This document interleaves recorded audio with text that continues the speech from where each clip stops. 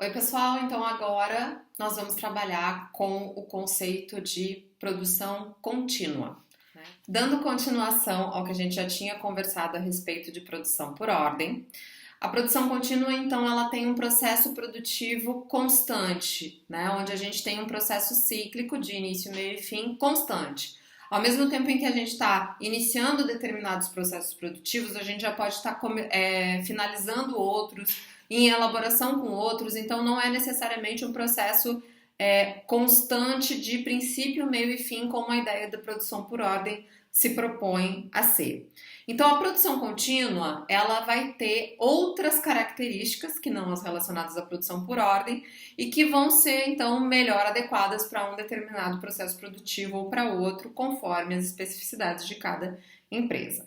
Então, alguns exemplos relacionados à produção contínua são as indústrias de cimento, as indústrias de petrolíferas, né, petroquímicas, as indústrias químicas, as indústrias de alimentos, indústrias relacionadas à parte de alimentação. Acho que a gente já tinha conversado sobre isso no outro vídeo a respeito das indústrias alimentícias, indústrias que realmente a gente tenha uma certa produtividade necessária no decorrer do processo produtivo. Na área de serviços, nós temos as indústrias de telefonia, as indústrias de energia elétrica, que são de produção contínua, porque a gente precisa ter uma prestação de serviços de fato contínua. Então, são essas as possibilidades que a gente teria. E, óbvio, tem inúmeros outros exemplos que podem ser citados aqui relacionando à produção contínua. Uma das informações importantes que a gente tem relacionadas à produção contínua é a questão do registro dela. Ela normalmente, quando a gente encerra um exercício social, nós vamos ter produtos em elaboração.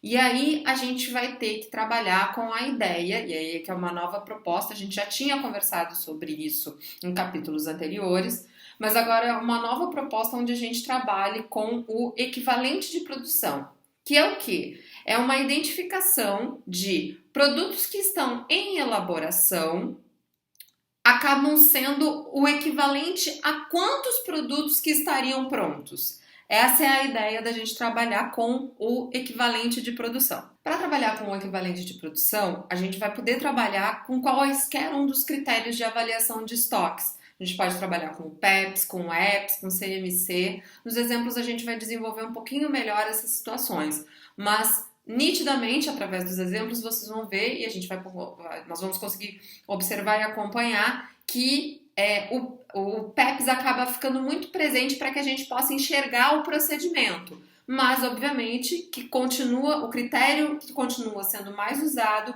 é o critério do custo médio.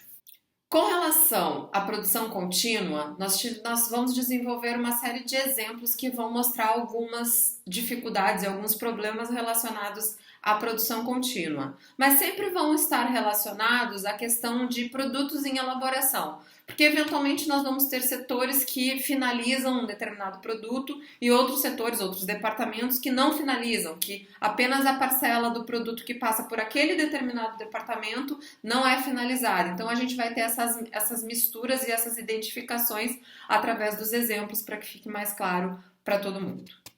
Bom, pessoal, um dos problemas que a gente pode acabar também encontrando no momento de mensurar e de avaliar essa questão da produção contínua é que muitas vezes a gente não consegue identificar dentro do processo produtivo as quantidades físicas que efetivamente vão ser finalizadas. Então, normalmente, quando a gente tem esse tipo de situação, nós acabamos estimando para poder fazer a atribuição dos custos. O ideal é que a gente sempre trabalhe muito próximo ao real e não tão distante e não tão desordenado, vamos dizer assim, porque é importante que a gente consiga identificar o que de fato está acontecendo dentro da empresa. Mas se houver necessidade de se trabalhar com estimativas, também é possível que a gente trabalhe com isso, tá? Sobre produção contínua, agora a gente segue nos exemplos. Até mais.